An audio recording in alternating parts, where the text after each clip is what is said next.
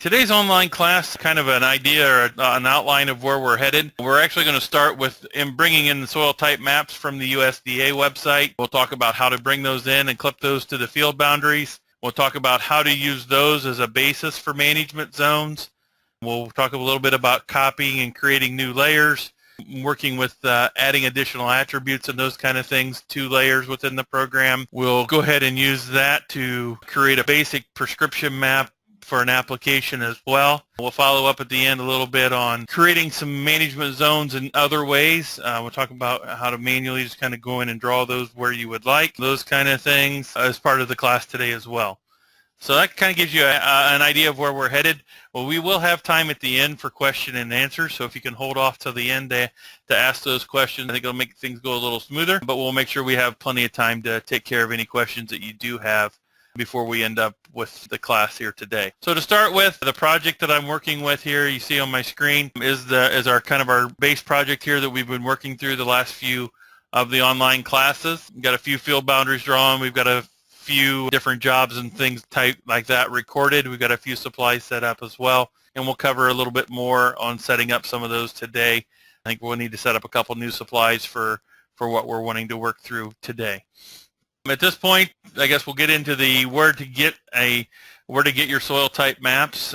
The USDA NRCS has a website, and that NRCS website, from that website you have the ability to download what I call a master soil type map for your county.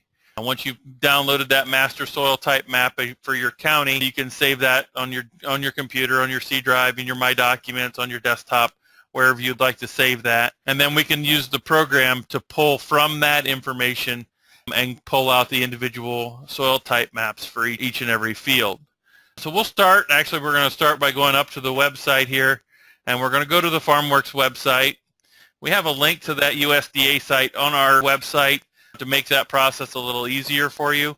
So if you go to the News drop-down menu and choose the link, it's going to take you over to our list of all of our different links. And the very first one here is Office Software Links. If I click on that, open it up, you'll see there's the link right there to the USDA NRCS website. And once we get to the USDA's homepage, we're going to click right on the green button at the top to start the Web Soil Survey. Move over to our Web Soil Survey section of their website, and where we're actually going to go is we're going to go to the Download Soils Data. Once we get into the Download Soils Data, we choose Soil Survey Area, and at that point we're going to be able to pick our state and county that we're wanting to work with. So the fields that we've been working with are actually in Illinois, so we're going to go ahead and choose Illinois from the drop-down list, and we'll go down and find Mercer County. Mercer County. Once we've done that, you'll see here that the website actually narrows it down to that Web Soil Survey for Mercer County, Illinois. You see the designation there the USDA has given it is that IL 131. We'll also see that over here when we look at the zip file that's available for us to download. Once we download that zip file, basically we just click on that or do a right click and choose Save. Once we've downloaded that, I've actually got it already downloaded on my desktop. So if I go back to my Windows Explorer here and I look at my desktop, I actually created a subfolder here on my desktop called Soil Type Map. If I open that Soil Type Maps up, I've actually created a different soil type folder for each of the different counties we work with, or that I work with. So I've got a Mercer County, Illinois. And you'll see this is the format that you're going to get when you download it from the USDA website. It's going to be just one single zip file. And when you unzip that, you actually get a folder that's going to be this Illinois 131. I went ahead and renamed it to Mercer, Illinois, just so I can find it a little easier. If I look at the data a little deeper here, we've got a spatial and a tabular folder. Everything that FarmWorks needs is in the spatial folder, and it's actually this very first set of data here, the soil MU _A, and then you'll see that Illinois 131. You'll see that we've got it as a shapefile. We've got the SHP, SHX, and DBF, which is an ArcView shapefile, the three components of that ArcView shapefile. And again, this is our master soil type map. There's other maps that are available in that same folder, but the one that we are going to be working with within FarmWorks is going to be this very first one there. And we'll go through the process here of how to access that data. So once you've downloaded that data from the USDA site, you're only ever going to have to download it one time for each county. You would need to go back and repeat the process if you do have additional counties so that you can have that master soil type map for each county. Soil type maps don't change, so once you've downloaded and have them saved, you've got that soil type map saved within your system, and that's all you would need to worry about. Whenever you add new fields in the future, you can refer back to that same folder that you've already got that data saved in. So if I open up my fields here and I get down to my Chaffer field 13, our primary field that we're working with, to import the soil type map for this layer specifically, all I would need to do is right-click on the field name and choose Import Background. So I've chosen the Import Background. I'm actually going to go up a couple layers here so you can see what we're working with. Again, if I get back to my desktop, I open my soil type maps, I open my folders here for Mercer County. There's that spatial folder. And that very first one, that soil MU_A, the other thing that you can do is if you scroll across, and it's always going to be the file that's the largest file size. So that's going to be our indicator that we definitely have the right one selected there. The other thing we need to do is down at the bottom is a checkbox for clip background to field boundary. By checking that box, the program's going to look at the field boundary that we have and then extract just the soil type map for that area from that master soil type map. If you don't check this box, when you click open, it will import the entire soil type map for the whole entire county, and you're not going to have exactly what you need for this individual field. Once I click OK, you'll see it's going to pop up, tell us the coordinate system is latitude, longitude. We don't need to change that. We can just go ahead and click OK, and now you'll see there's our map that's showing where our different soil types are within that field. Down below the map in the center column here for views, see we've got 4 separate data items that the program brought in. The MUSYM is always your soil type attribute. Dependent upon your state, once you've got that selected, it will show your legend. You see in Illinois they use a number-letter combination. Indiana uses more of just a terminology or an abbreviation for each of the soil types, and then a letter for the slope factors and those kind of things. And that's what you're looking at here as well. The A's are 0 to 2% slope. The B is a 2 to 6% slope. If we had some numbers after that letter, then that would talk a little bit more about erosion and those kind of things on some of your more hilly ground. But that's what we're looking at as far as bringing in the soil type map. If we want to know how many acres we have of each of the different soil types, if we go to our Edit Legend button, or our button with the wrench on it here in the legend area, and we check the box for Show Range Count, and once we click OK, at that point it's going to show us the number of acres of each of our different soil types. If we have additional fields, we could do the same thing. So if I go ahead and remove this map, I go to my field, it's under Clint's here, and this is our field 4. We can do the exact same thing. Right-click, Import Background. It's going to remember the folder you were in last, so if all of your fields are in the same county, it's going to make that process fairly quick. All you need to do is select your soil MU_131, click OK twice, and I forgot to check the box for clip the field boundary, so we're going to get the entire field here. Import background, soil 131, check the box for clip the field, and we'll click OK. And if we get zoomed back in there to that field, switch over to our soil MUSYM, which is our soil type, and now you can see the soil types for that field. So once you've got that master soil map downloaded, see it's very quick and easy to be able to download those soil type maps for each of the individual fields. Again, if we want to see acreage, we can go in here, choose that range count, turn it on, and now we've all of our different soil types showing up there. There must be a little sliver someplace right up here along the very top. There's this 457A soil type. You've got a 430A and a 430B, just different slope factors on those. There's a difference between those maps there. One thing I always like to do just to make my records a little cleaner, make it so that if somebody else looks at what I've brought in, they have an idea what we're working with. If you right-click on this soil MU131 layer we've got and go to Properties, It's going to bring up the information about what we've got within that map. I usually like to change this just to soil type map. When I do that, it just makes my records a little easier, so I know as I'm looking at the left-hand side here, I can find what I'm looking for just that much easier.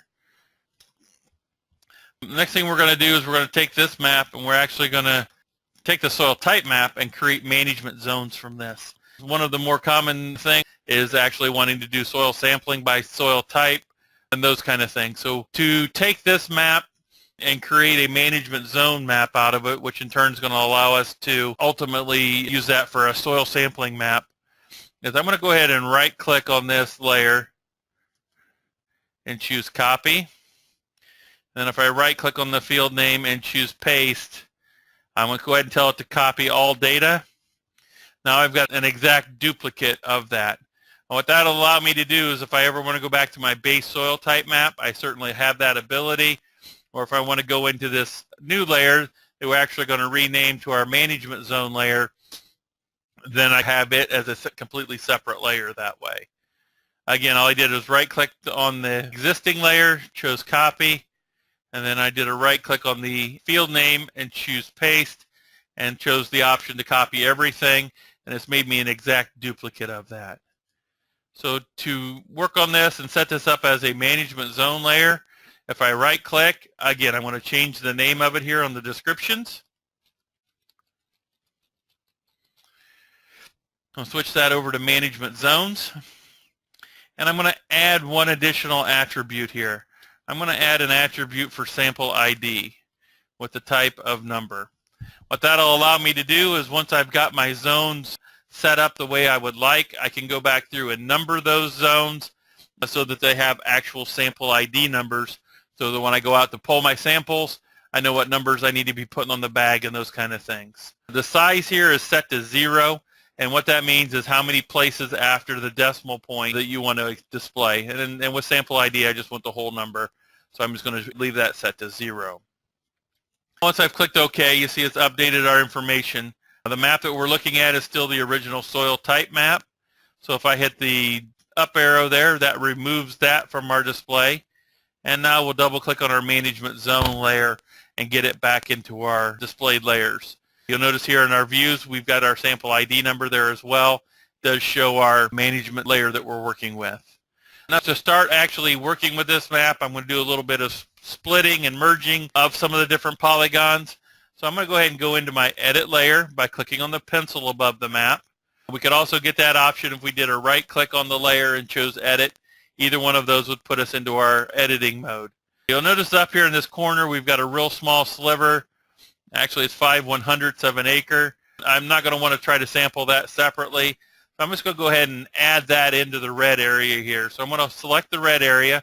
Always select the area, the larger area that you're wanting to add to, and hold down my control key and select that green area up in the corner. Yeah, I see that they're both highlighted now. And if I right click, I'll be able to merge. And that works with any polygon layer. Any type of polygon layer, as long as those polygons are touching each other, you'll be able to right click and merge those together. Up in this corner, depending upon how the auto draw and the field boundary went, sometimes that little corner up there is a little sliver that gets peeled off. One thing you might want to do, obviously you're not going to want to try to farm this and have a little bit different application rate up in that very corner. So I'm going to take my split tool. I'm actually going to click on the arrow to the right of that split tool to get me a drop down. I'm going to come down here and pick up split tool line. I'm actually going to cut this across right in that general area. So I started in the yellow with my first left click, went outside of the field boundary, a second left click to mark that line, and now if I right click and choose finish, now just this little area up in this corner is a separate polygon. I'm going to go ahead and merge that with this yellow area here just to kind of clean up that top corner a little bit. As I look at the rest of the map, I think the rest of the map will be okay as far as not having to any of those little slivers or anything. So I mean, that's how we can either merge some areas, talked a little bit about splitting and those kind of things. Typically in our area, when we start to work with management zones, guys like to have those in roughly 3 to maybe 6 acres depending upon how many samples they want to be able to pull within the field. You'll see here our total acreage for this field, we're at 50, we're about 65 acres, 68 acres total within this field. So if I want roughly 10 acres or 10-acre grids, we're going to need about 6 to 8 zones to get that accomplished. See the red area here, if I look at the legend there, it shows us 3.1 acres. Or if I have it selected, it's actually showing 3.15. Actually, the legend didn't update after I merged those together. If I hit my save button, now our legends will update, and now you'll see it actually matches what is in the legend, actually matches what shows down here in the bottom corner. Since that is a separate soil type, I do want to go ahead and make sure I sample that separately. I'm going to go ahead and go into my properties, and I'm going to call that sample area or management zone number 1. I go to my blue area here again. It's only 2.27 acres, but that is a different soil type there again. So I'm going to go ahead and make that sample area number 2. Our yellow area, if we select it, you see we're at about 13.36 acres. I'm actually going to split this so I can actually have 2 separate zones here. So if I go back to my split tool, I'm going to start in my yellow area here. I'm going to drag it across. Actually, I want to cancel. I want to get a little closer to this point and kind of bring it across this way. So now I've got 2 separate zones that are 7 acres and 6 acres. I'm going to go ahead and call these zones 3 and 4. Got another area up in the top corner here. We want to keep it separate, so we'll go ahead and call it sample 5. And now we've got a long green section that runs through the center here. We're at about 20 acres. I'm just going to split it into roughly into 3 pieces where it kind of makes logical sense here. I'm going to go ahead and split across here so I can manage this area along the east side of the field. I'm actually going to split it across this area here. So this part will be managed, and then this part will be our third area that we're going to cut that green apart into. So again, I'm going to pick up my cut tool, and I'm going to cut across this area here. And we're going to start down here in the yellow and bring it across that way. So now if we look at our green areas, we've got a little around 4 acres. We've got about 8 acres there, about 9 acres on this side. But that should work out for what we're wanting to do as far as our management zones. Now we'll go ahead and name this zone 5. Oh, actually, I think this should be 6. Let's go ahead and go to properties here. Let's change this one to 6. The other thing we can do is we can tell the program to add a label. So if I zoom out just a little bit so I can select the entire field, if I right click and choose add label and choose my sample ID and click OK, now it's went ahead and added our labels in there so I can see what we're working with here. So now let's go to properties here. We'll call this management zone 7 and this one management zone 8. The long area across the bottom, it is a long area, but I'm going to go ahead and leave that, just treat it as one area. And we'll call it management zone 9. And we've got 17 acres here in the center. I'm going to go ahead and try to split it 3 ways to get me roughly 5 acres in each one. I'm going to take my split tool again, and I'm going to start up here, come roughly to the center, and we'll come across that way, and we'll start here and come across that way. So now I've got my, there's my 10,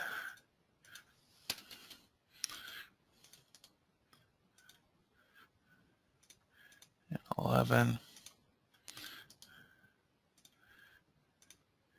and 12. You may need to add the labels into those, so I just do a right click and add label. So now we've got our management zones defined. If we want to move those numbers around so that they're a little easier, see this 10 for example here is stuck out in the right along the edge. If I switch over to my text tool and click on the 10, and left click and drag, now I can move those numbers around. So left click and hold, drag it where I would like. When I let go, it snaps it into that location. Again, I'm just tidying those things up just a little bit just to make that map work for you. Go ahead and hit my save and close button now. We've got that map saved. We've got our management zone map made for the map for this field. So we ended up with 12 zones instead of the 6. I mean, that would have been ultimate if we wanted to do that. So there's how we can create a management zone based off of soil type. Now another request that we sometimes get is we get somebody that says, well, I just want to go in and manually draw in where we want our management zones. So to do that, I'm going to go ahead and remove that map from our display. I want to take our field boundary and I'm going to copy that field boundary. Copies that boundary to memory. And I'm going to create a new layer here. So I'm going to right click on the field name in the management tree on the left. I'm going to go to add layer. And we're going to choose add polygon area layer.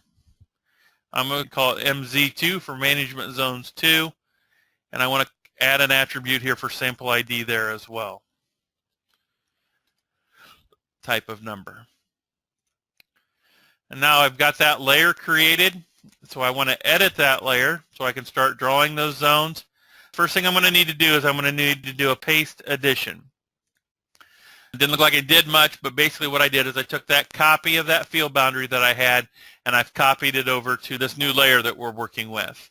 If I turn on my background imagery, let's get that background imagery turned on, and now maybe I want to be able to see that aerial photograph so I know kind of where I want to draw those management zones. We can use our transparency slider here in the bottom to actually slide our transparency to the left. And we'll have to do that on both of our layers here, our field boundary and our management zone layer. So now that we've got our aerial photograph in place, we can use that maybe as a basis to kind of draw in where our management zones will be. Two different ways, again, we can do that. We can use our cut tool just to cut straight across the field. So if maybe we want to use this grass waterway as one boundary for our zones,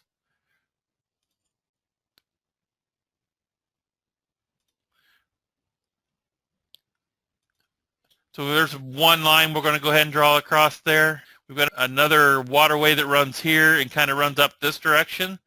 So I'm going to go ahead and bring it across here and bring up into the center there. That's kind of all the main defining factors there. So I'm just going to go ahead and take the rest of this and split it into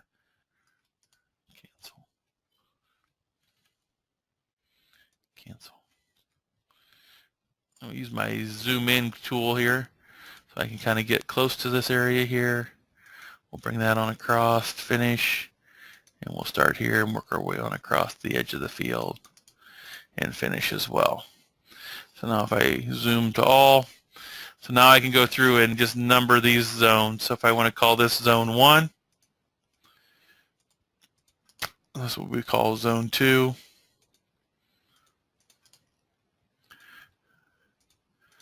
3,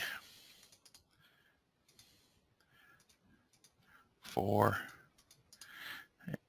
and 5.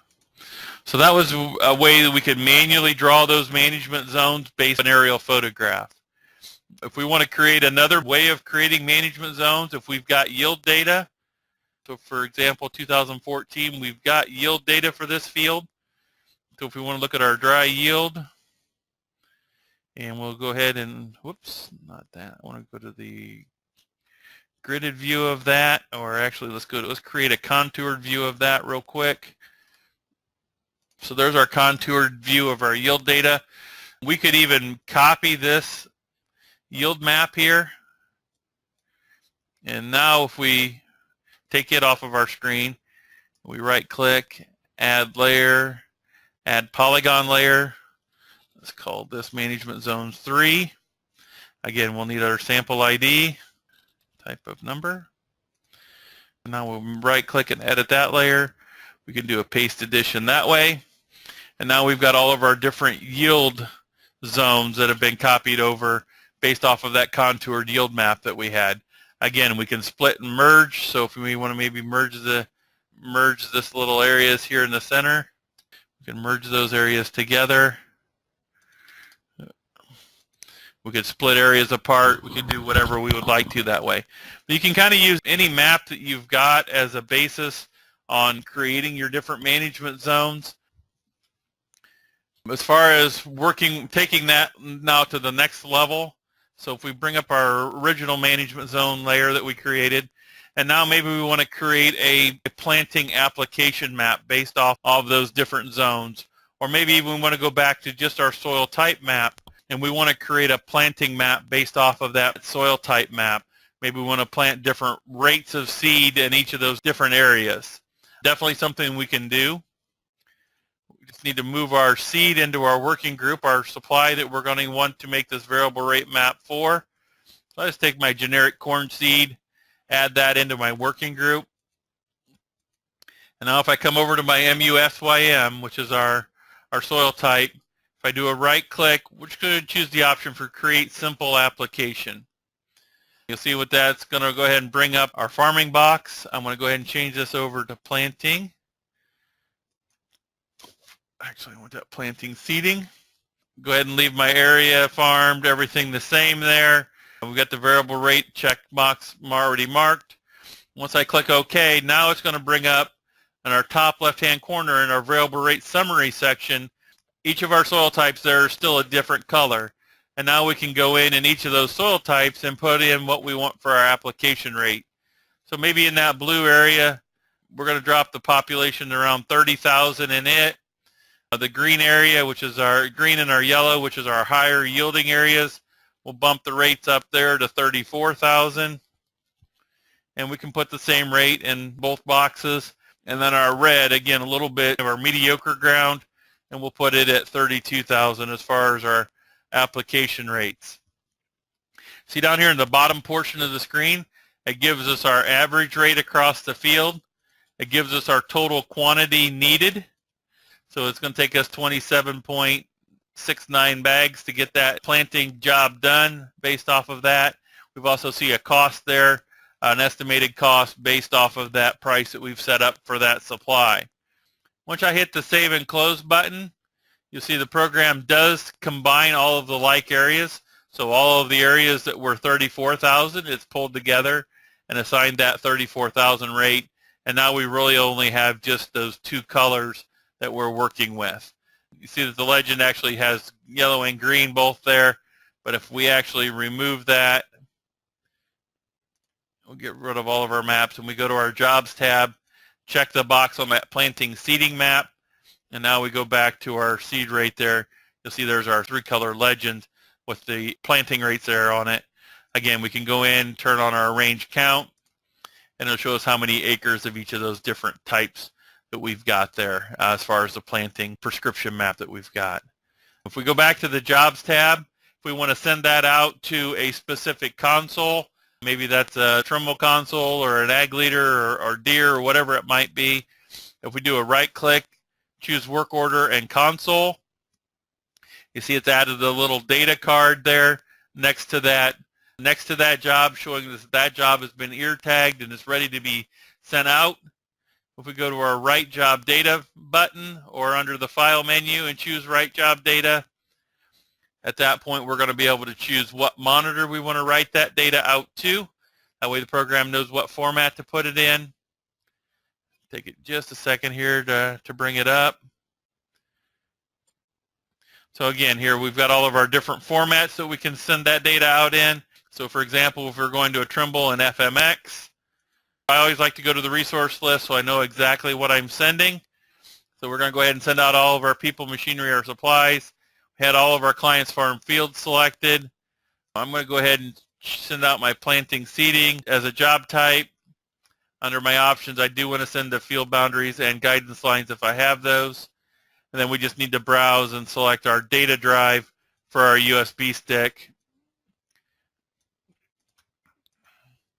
And once we click OK, we'll say, yeah, we want to go ahead and clear that off. And no, we don't want to back it up. So now that data has been written. You'll see that the icon there for the download has gone away. For those of you who are running the Connected Farm Data Transfer Office Sync, when you do a right-click, go to Work Order, you'll actually have all of your different machines listed here. and all you would need to do is just click on that machine, and the program will automatically send that plan job, that work order out to that machine, making it available for the operator to pull up in the cab. As far as the topics we wanted to cover today,